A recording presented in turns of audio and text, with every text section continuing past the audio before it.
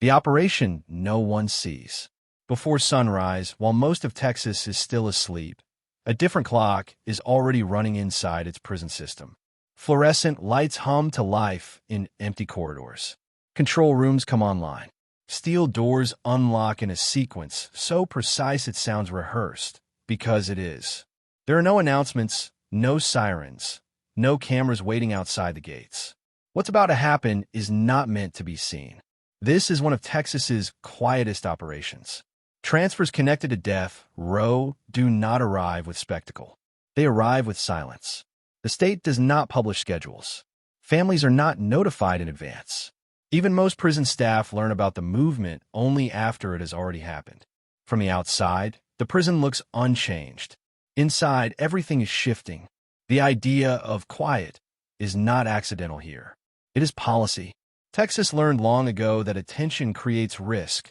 Risk of disruption, risk of interference, risk of mistakes. So the system was redesigned to remove noise at every level. No unnecessary communication. No visible movement. No moments that invite observation. Behind locked doors, a small group of officials reviews documents that never leave the room. Routes are confirmed, but not written on public logs. Vehicles are inspected without fanfare. Officers receive instructions minutes before action begins, not hours. This is not secrecy for drama. It is secrecy for control. To the public, transfers sound simple. A van moves from one facility to another. A short drive. A routine task. But in Texas, death row transfers are treated as something else entirely. They are handled as operations, planned in advance, executed quickly, and closed without explanation. Every step is designed to disappear the moment it's complete. There are reasons for this. Texas operates one of the largest and most tightly managed death row systems in the country. Over time, the state learned that visibility invites pressure. Pressure invites unpredictability. And unpredictability, in a system built around absolute order, is unacceptable. So the rules changed. Movement became limited. Information became compartmentalized. Silence became a feature, not a flaw. What emerged was a transfer network that functions almost invisibly, quiet enough that even when it's happening, most people nearby have no idea. Inside the system, this quiet has a rhythm. Gates open only after confirmations stack up. Hallways clear without alarms. Vehicles wait behind sealed doors. Engines off, lights dimmed. Officers speak in short phrases, if they speak at all. Every action has a reason. Every pause has a purpose. From the outside, nothing looks different. Traffic passes. Towns wake up. The day begins. Somewhere between those moments, the transfer is already over. Families often find out later, through a brief call, a message from an attorney, a line in official paperwork. There is no ceremony, no explanation of why that time was chosen, no details about how it happened. The system does not offer them. It never has. And that is the point. Texas does not want these transfers discussed in real time. It does not want them anticipated. It does not want them watched. The quieter the operation, the safer it remains, at least from the state's perspective. Silence is not just preferred. It is enforced. This documentary is about that silence, about how a system learned to operate without attention, about how procedures replaced announcements, about how one of the most serious movements within American corrections became one of the least visible, not through secrecy alone, but through discipline, structure, and design. What you're about to see is not speculation. It is not rumor. It is not dramatization. It is the architecture of an operation built to leave no trace, except in paperwork filed days later and memories carried by the few who were there. This is how Texas moves death row inmates without being seen. This is the system behind the silence.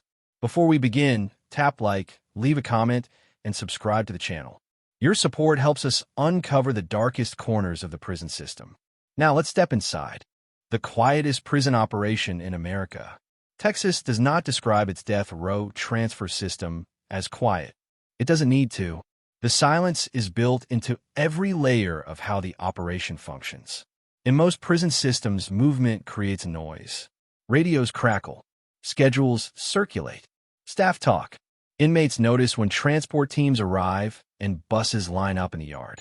In Texas, death row transfers are designed to avoid all of that. Quiet is not a side effect. It is the objective. What makes this system different is not the distance traveled or the equipment used. It is the absence of visibility. Transfers connected to death row are structured so that the fewest possible people know they are happening, and those who do know as little as necessary. Information is not shared widely because, from the state's perspective, information is a liability.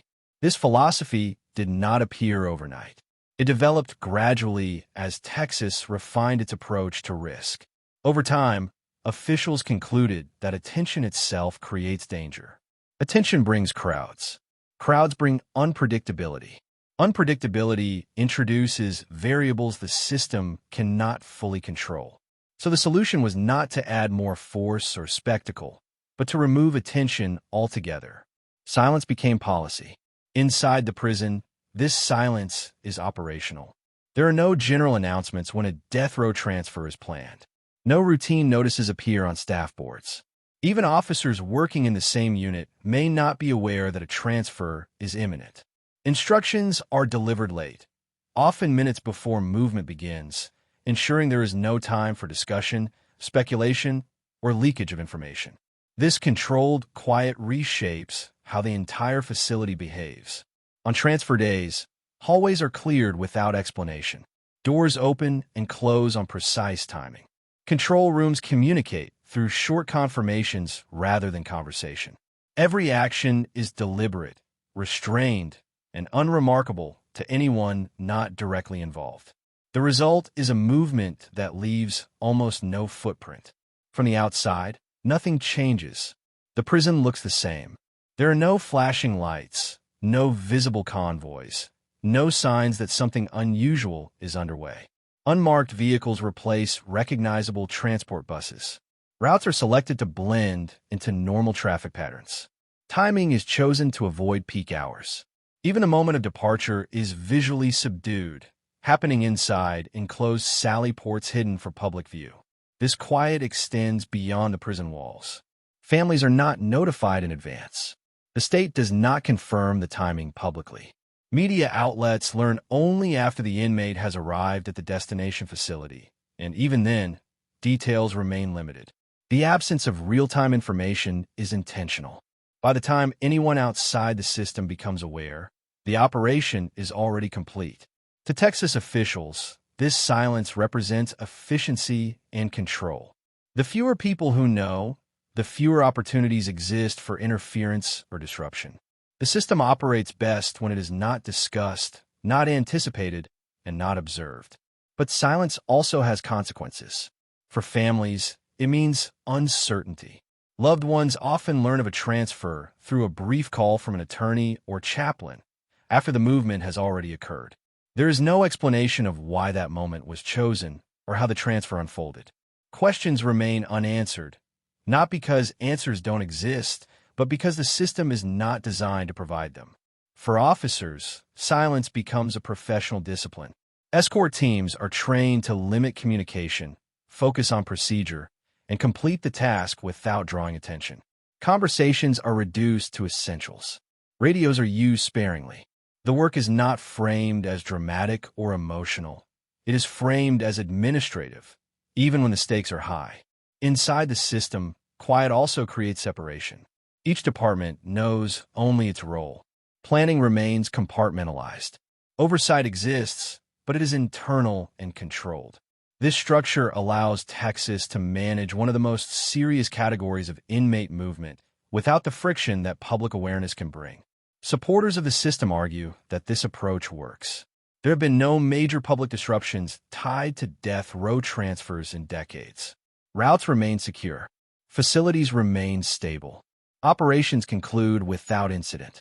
From a purely logistical standpoint, silence has proven effective. Critics, however, question what is lost when a system becomes this closed. They argue that quiet can blur accountability and distance the public from understanding how power is exercised.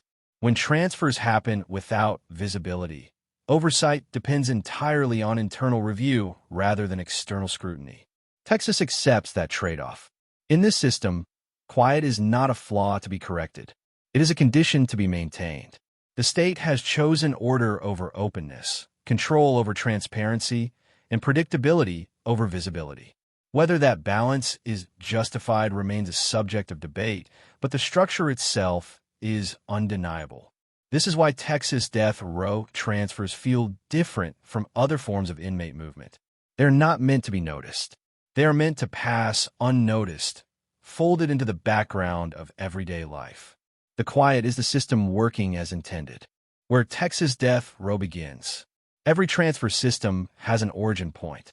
In Texas, that point is not a courtroom or a highway. It is a place designed to remove people from sight, sound, and routine life altogether. To understand why death row transfers in Texas are so quiet, you first have to understand where they begin. Texas death row is not spread across the state. It is concentrated, centralized, intentionally removed from population centers and public view. This was not always the case, but today it defines how the entire system operates.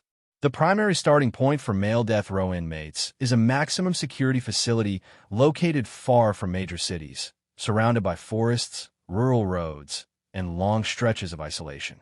The geography itself is part of the strategy. Distance limits attention.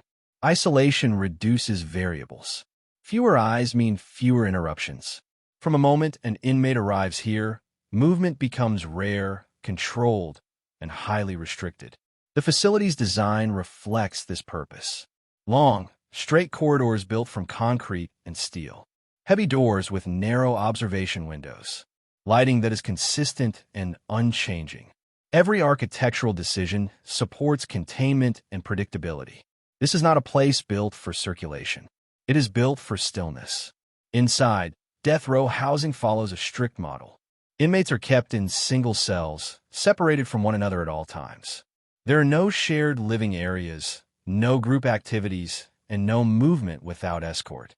Meals are delivered through slots in the door. Recreation, when permitted, occurs alone in small enclosed spaces. Human interaction is limited by design. This environment shapes how transfers function. Because movement inside the facility is already rare, any transfer becomes a significant event, one that must be handled without disrupting the surrounding order. The goal is not only to move an inmate from one place to another, but to do so without altering the rhythm of the unit. Other inmates are not supposed to notice. Most staff are not supposed to ask questions. The operation must blend into the background. The physical layout helps make this possible. Multiple layers of internal security separate housing areas from administrative zones. Hallways intersect only at control points. Doors are operated remotely from control rooms that monitor every angle. To move a single person from a cell to a vehicle requires coordination across several departments, all time to avoid overlap or delay. This is where geography becomes operational. The facility's distance from public infrastructure allows transfer teams to work without exposure. There are no busy sidewalks outside the gates, no nearby commercial districts, no crowds forming by accident. When a transport vehicle leaves the grounds, it enters a network of roads chosen specifically because they are quiet, predictable, and easy to secure. Contrast this with the destination. Many death row transfers in Texas end in Huntsville, a city where correctional facilities sit alongside everyday life. Shops, offices, and neighborhoods exist just blocks from prison walls. The contrast between origin and destination could not be sharper. One begins in near total isolation. The other exists in full view of the public. This contrast explains why the beginning of the journey is so carefully controlled. By starting transfers in a location already designed for invisibility, Texas minimizes risk at the most vulnerable stage of movement. The inmate leaves a place where silence is normal, not noticeable. There is no sudden shift from public to private. The transfer emerges from quiet and remains quiet. The same logic applies to female death row inmates, who are housed at a different facility. While smaller in scale, that unit follows similar principles: separation, limited movement, and geographic distance from public centers. Transfers originating there require longer travel but follow the same philosophy. Control at the source determines success along the route. This concentration of death row housing also allows Texas to standardize procedures. Staff are trained under a single model. Routes are rehearsed repeatedly. Infrastructure is optimized for the same type of movement over and over again. There is little improvisation because the environment itself reduces the need for it. Critics often describe this as excessive isolation. Supporters describe it as necessary control. But regardless of perspective, the effect on transfers is clear. When death row movement begins, it begins from a place already engineered to suppress attention. Families rarely see this starting point. Media never does. Even legal observers interact with it indirectly, through paperwork and procedure rather than presence. The facility exists as a closed system, feeding information outward only when required by law. And that is intentional. Texas does not want the beginning of death row transfers to feel dramatic. It does not want them to feel symbolic. It wants them to feel administrative, another process executed quietly and completed without notice. From this place, every transfer inherits its character. Silence at the origin sets the tone for everything that follows. The roads, the vehicles, the escort teams, all are extensions of a philosophy established inside these walls. Before a van moves, before a gate opens, before a route is followed, the system has already decided how visible the operation will be. And in Texas, where death row begins, visibility is the one thing the system is designed to avoid. Why the system became this strict? Texas did not begin with silence. It arrived there through experience. The extreme control that defines death row transfers today is the result of decades of lessons learned the hard way. Through failures, near misses, and moments when visibility exposed weaknesses the system could not afford to repeat. What exists now is not an abstract policy choice, but a response to history. In earlier eras, death row inmates in Texas were housed under looser conditions. Facilities relied more heavily on shared movement, broader staff awareness, and transport practices that resembled routine inmate transfers. Information circulated more freely. Transfers were scheduled further in advance. More people knew when and where movement would occur. That openness came at a cost. Throughout the 1980s and 1990s, Texas faced repeated challenges tied to inmate movement and facility design. While not all incidents involved death row prisoners, each one highlighted the same underlying vulnerability. Movement creates exposure. Exposure creates opportunity. And opportunity invites risk. One of the most influential moments came in the late 1990s, when weaknesses in housing structure and movement protocols became impossible to ignore. At the time, condemned inmates were housed in facilities that allowed limited interaction and less rigid separation. Transfers were still treated as serious operations, but they lacked the compartmentalization that defines today's system. When a security breach revealed how quickly coordinated movement could overwhelm control measures, the response was decisive. Texas concluded that the problem was not simply staffing levels or equipment. It was predictability. Too many people knew too much too early. From that point forward, the philosophy changed. The state began redesigning its approach around restriction rather than reaction. Instead of managing risk after it appeared, officials aimed to eliminate the conditions that allowed risk to form at all. The most effective way to do that was to reduce information flow. Silence became a preventative tool. Transfers were no longer treated as events to manage, but as operations to conceal. Schedules became classified. Staff roles were narrowed. Communication was stripped down to essentials. Instructions were delayed until the last possible moment. The fewer people who knew, the fewer variables the system had to account for. This shift aligned with broader changes in correctional thinking. Across the country, prison systems were moving toward tighter control, especially for high-risk populations. Texas, however, applied those ideas more aggressively than most. Where other states balanced transparency with security, Texas prioritized security almost exclusively. The logic was simple. The system functions best when nothing draws attention to it. This thinking extended beyond physical movement. Media access was restricted. Public records were limited. Even internal reporting was segmented to prevent cross-department visibility. Oversight remained, but it moved inward, away from public view and into internal audit structures. Over time, this strictness hardened into standard operating procedure. New staff were trained under the assumption that death row transfers are not to be discussed casually. Questions are discouraged. Documentation is minimal and controlled. Curiosity is treated as a liability rather than a professional instinct. Officers learn quickly that silence is not just expected, it is enforced. This culture of discipline reshaped behavior at every level. Escort teams were trained to operate with minimal communication. Planning meetings were shortened. Redundancy was built into routes and logistics, not conversation.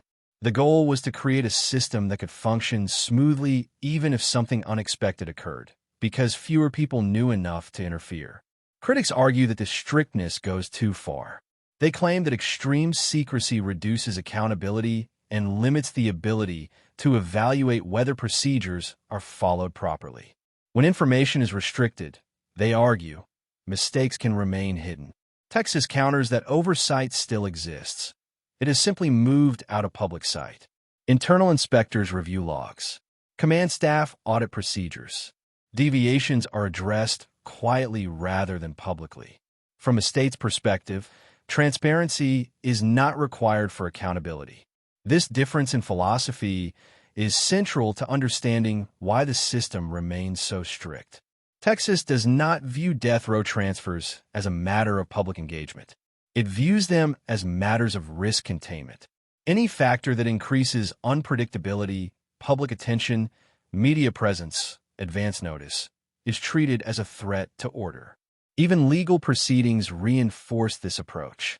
Court challenges over access to information often resulted in rulings that favored security discretion.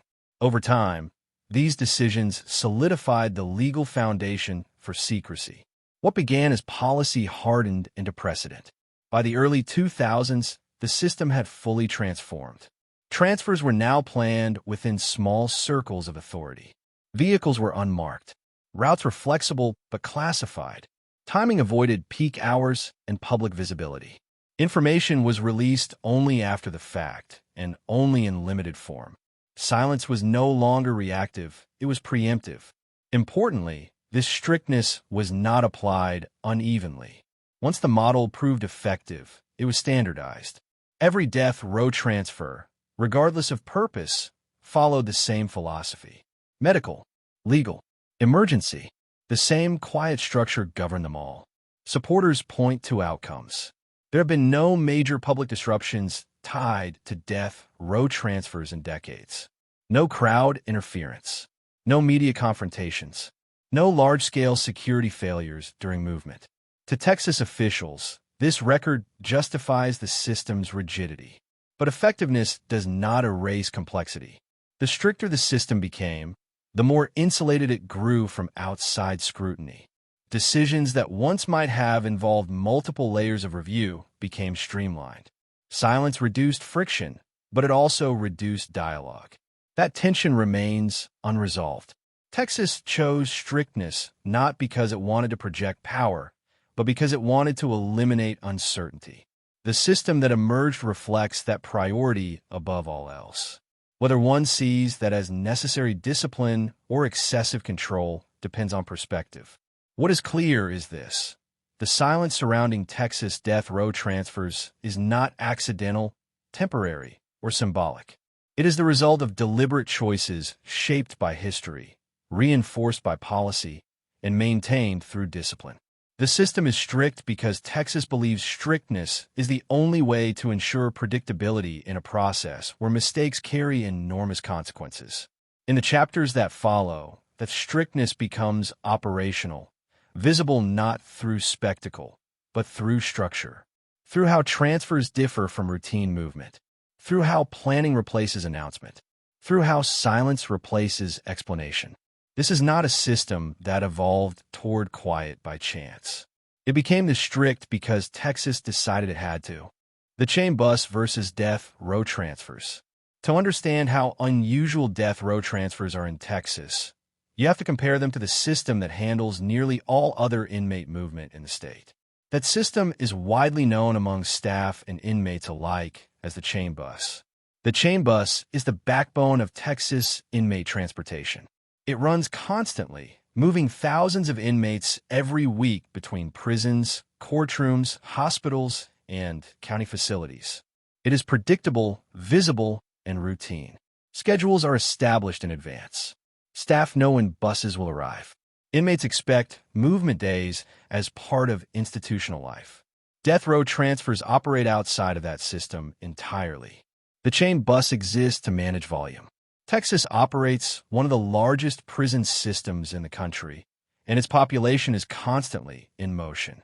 Court appearances, reclassifications, medical care, and unit transfers all require regular transport. The chain bus allows the state to move large numbers of inmates efficiently using standardized vehicles, fixed routes, and established procedures. Because of this, chain bus movement is widely known inside facilities.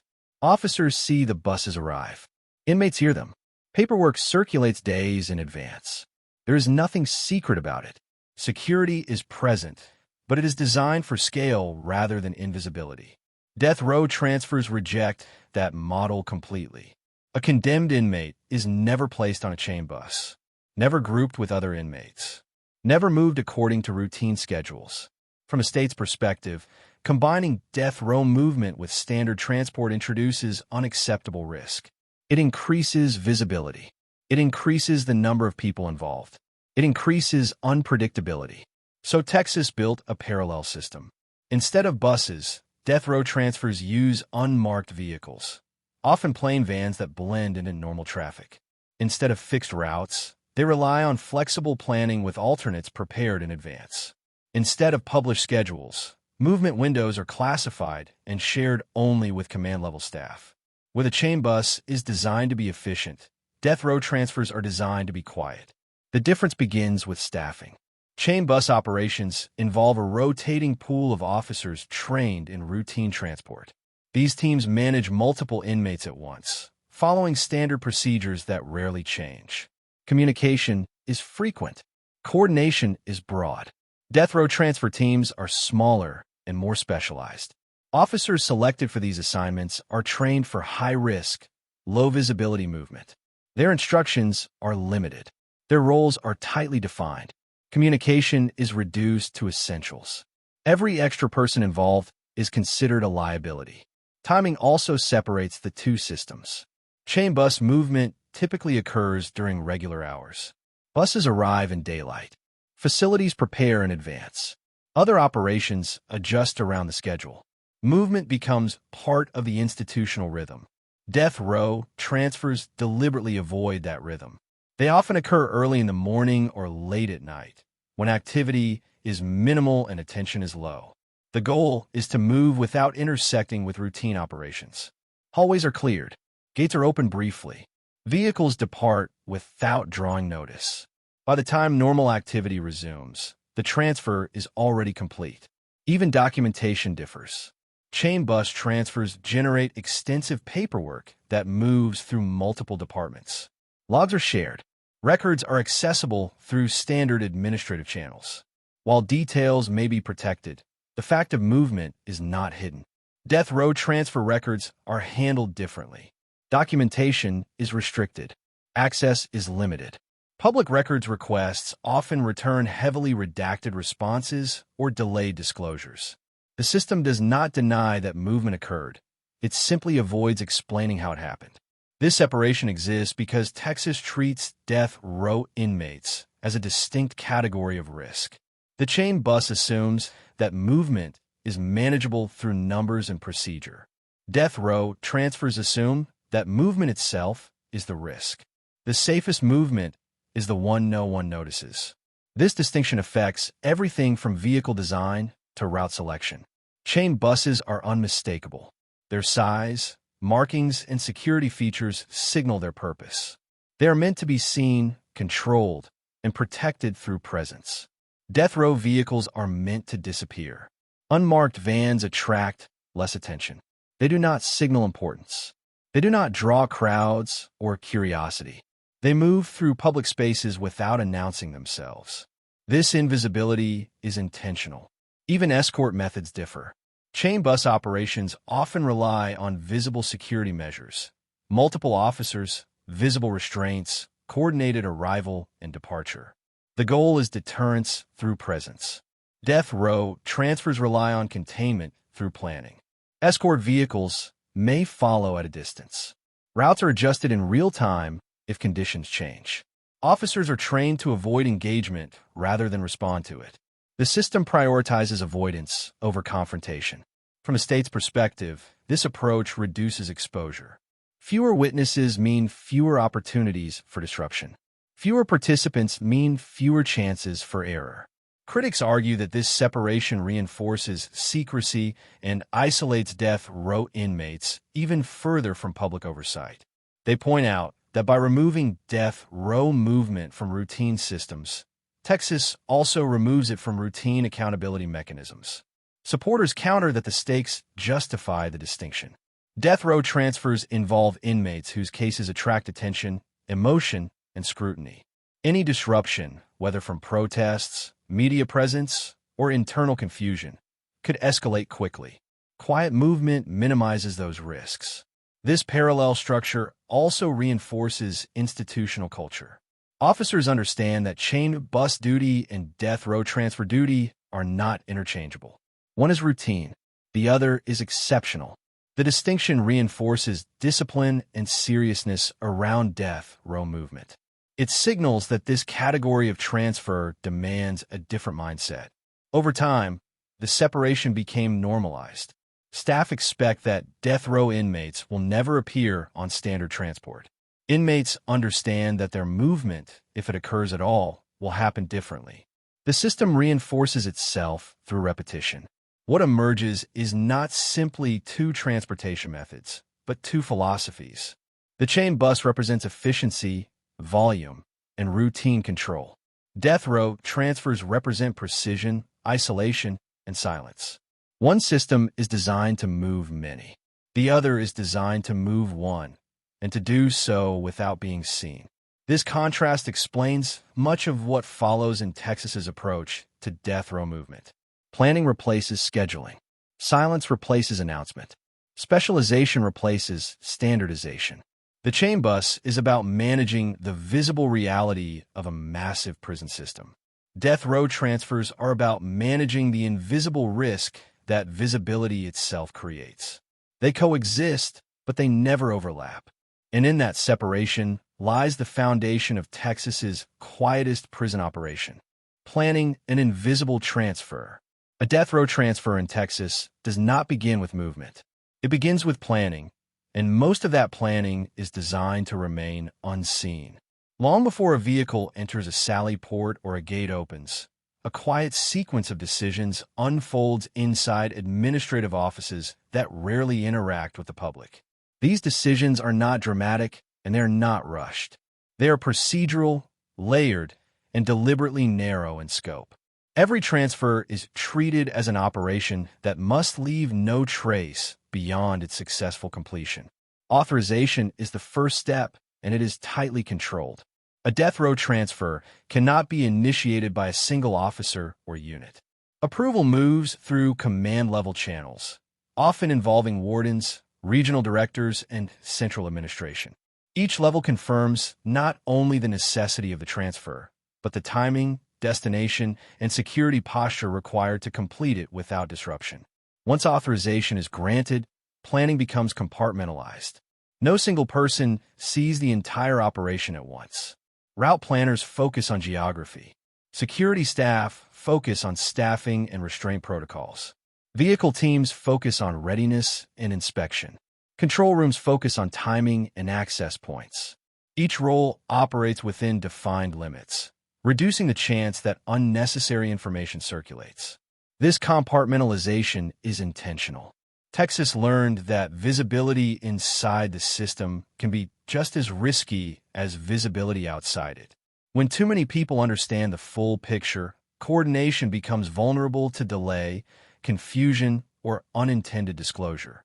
Planning an invisible transfer means limiting knowledge as much as possible, even among professionals. Timing is one of the most critical elements. Transfers are rarely scheduled far in advance. Instead, movement windows are selected based on environmental conditions, staffing availability, and activity levels both inside and outside the facility. Early mornings and late nights are preferred, not because they are dramatic, but because they are quiet. Fewer vehicles on the road, fewer staff changes, fewer chances for overlap with routine operations. Even when a date is selected, the exact moment of movement may remain flexible until the last possible minute. This allows command staff to adjust if conditions change, weather, traffic patterns, or internal facility needs. Flexibility is built into the plan, but it is invisible to anyone not directly involved. Route planning follows the same logic. Unlike routine transports, death row transfers do not rely on fixed routes. Planners map primary paths and multiple alternates. Each route is evaluated not just for distance, but for predictability. Roads with consistent traffic patterns are preferred. Areas prone to congestion, construction, or public gatherings are avoided. The goal is not speed, it is smoothness. Routes are rarely documented in ways that persist beyond the operation. They are discussed, memorized, and executed. Once the transfer is complete, the details dissolve back into institutional memory rather than permanent record. Vehicles undergo a different level of scrutiny as well. Unmarked transport vans are inspected carefully before use. Doors, locks, interior barriers, and communication systems are checked and rechecked. Fuel levels are confirmed. Backup vehicles may be staged without being visibly connected to the operation. Nothing about the vehicle's appearance signals its purpose. It must look ordinary, even as it carries out an extraordinary task. Staff selection is equally deliberate. Not every officer is assigned to death row transfer duty. Escort teams are composed of personnel with specific training and experience. These officers are selected not only for technical skill, but for temperament. Calmness matters. Discipline matters. The ability to follow procedure without improvisation is valued more than assertiveness. Once selected, officers receive only the information they need. Instructions are concise. Roles are defined. There is no briefing room full of discussion. There is no room for speculation. Everyone understands that questions slow things down, and slowing things down introduces risk. Communication planning reflects this mindset. Radios are used sparingly. Codes are standardized. Long conversations are avoided. Control rooms coordinate timing quietly, opening and closing access points with minimal confirmation. The goal is to create a flow where each step triggers the next without unnecessary exchange. Inside the facility, preparation is subtle. Hallways are cleared under the guise of routine security. Doors are unlocked in sequence. Other operations are paused briefly, often without explanation. Staff not involved in the transfer may notice small changes, but they are not given context. By the time they realize something has occurred, it is already finished. Even documentation follows this restrained approach. Logs are created, but access is limited. Records note that a transfer occurred, not how it unfolded. Detailed timelines are reserved for internal review. Public-facing disclosures, if they happen at all, are delayed and minimal. The system does not deny accountability. It postpones it and contains it. Critics argue that this level of planning prioritizes secrecy over transparency. They question whether invisibility makes it harder to identify errors or assess conditions during transfer. Without external observation, oversight relies entirely on internal mechanisms.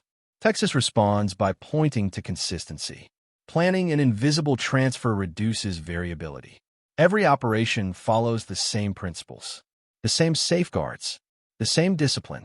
By removing attention, the system removes pressure. By removing pressure, it reduces the chance of deviation.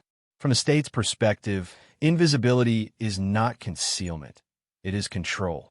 The result of all this planning is an operation that appears effortless precisely because of how much effort went into ensuring no one sees it. When a moment arrives, movement feels almost incidental. A door opens. A vehicle departs. A gate closes. There is no announcement because the announcement already happened, quietly, hours earlier, in documents of decisions that never leave the room. To those involved, the transfer feels less like an event and more like the execution of a checklist. Each box is ticked, each step completed. When the final confirmation is received, the operation dissolves back into normalcy. No debriefs in public spaces. No lingering presence. No explanation. Planning an invisible transfer means designing it so that, once complete, there is nothing left to notice. The system does not celebrate success. It simply moves on, ready to repeat the process the next time authorization is granted. This is how Texas maintains silence before the wheels ever turn. The transfer does not begin when the vehicle moves. It begins when the system decides that nothing about it should be seen. The journey without witnesses. When a death row transfer moves beyond the prison gate in Texas, the system enters its most controlled phase. Everything that follows, distance, destination, documentation, and disclosure, is governed by a single objective: complete the journey without drawing attention. This is where planning meets reality, and where silence is tested mile by mile. The vehicle departs without ceremony. There are no signals that mark the start of something unusual. Unmarked transport blends into ordinary traffic, guided by routes chosen for predictability rather than speed. Escort support, when present, operates with restraint, positioned to assist without announcing purpose. The goal is not to dominate the road, but to pass through it unnoticed. Inside the vehicle, routine replaces conversation. Officers monitor posture, restraints, and surroundings. Radios remain quiet unless required. The inmate's experience is intentionally narrow, limited sight lines, minimal interaction, and no commentary on where the road leads. Texas treats movement as containment in motion, an extension of custody rather than a break from it.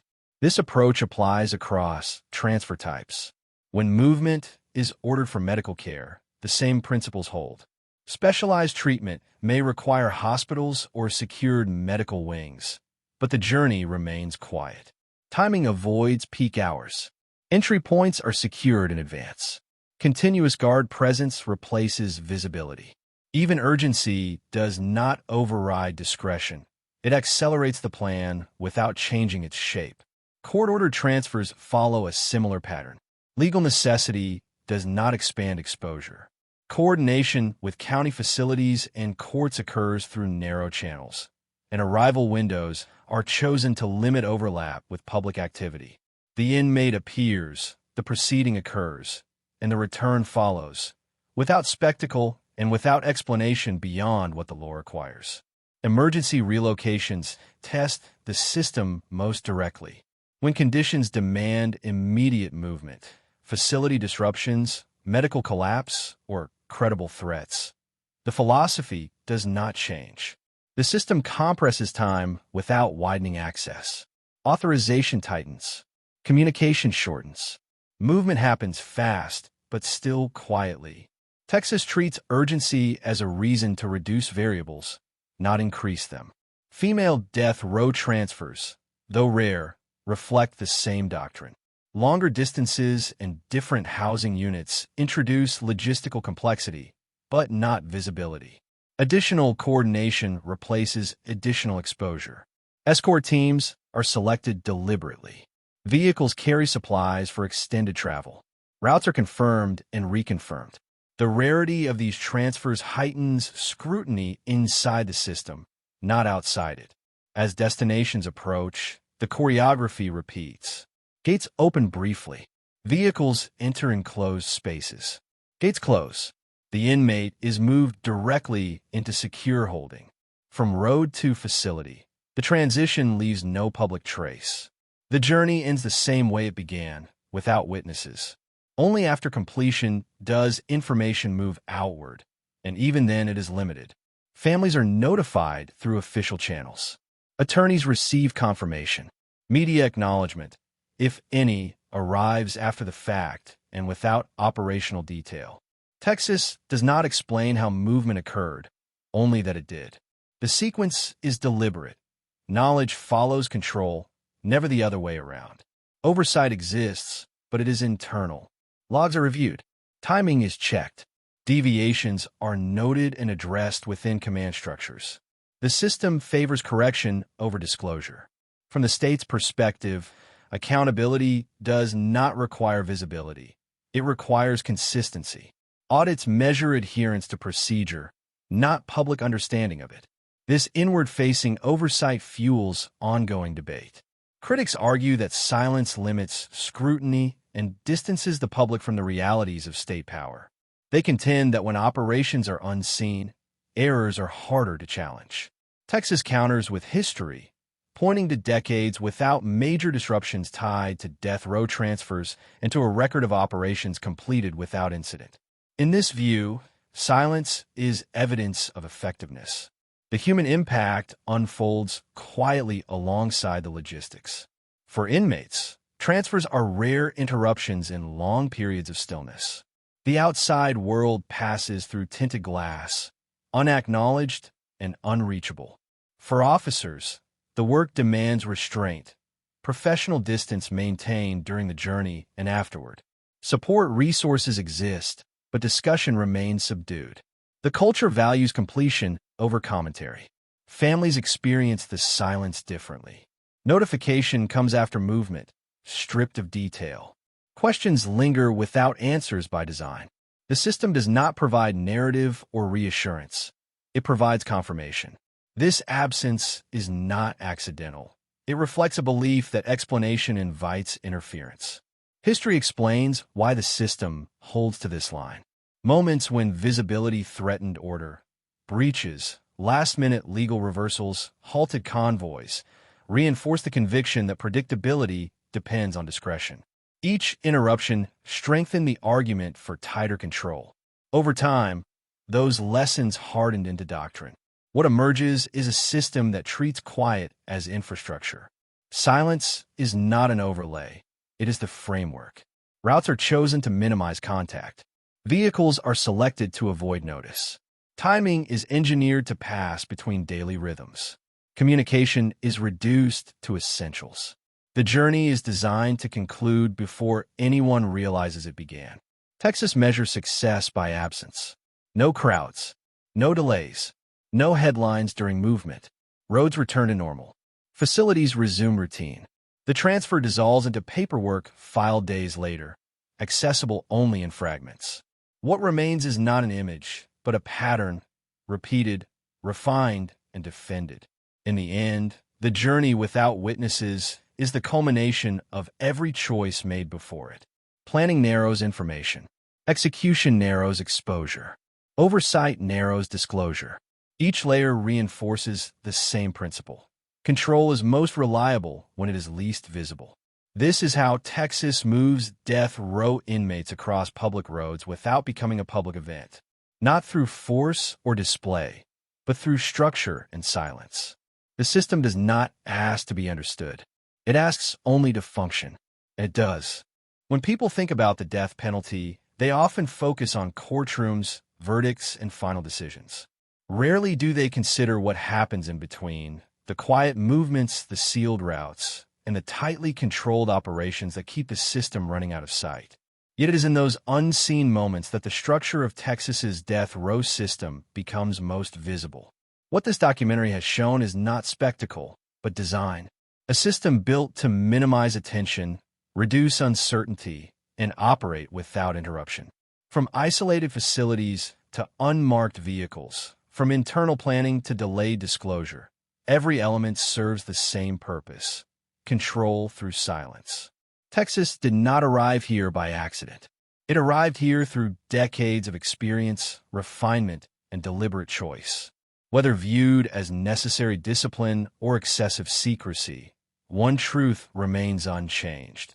This system was engineered to function quietly, and it does exactly that. Transfers happen. Roads are traveled. Gates open and close, and by the time the public becomes aware, the operation is already over. Understanding these hidden processes doesn't require agreement with them. It requires acknowledging how power operates when it is designed not to be seen. The silence surrounding Texas death row transfers is not a gap in the story. It is the story. Thanks for watching. Like, share, and subscribe.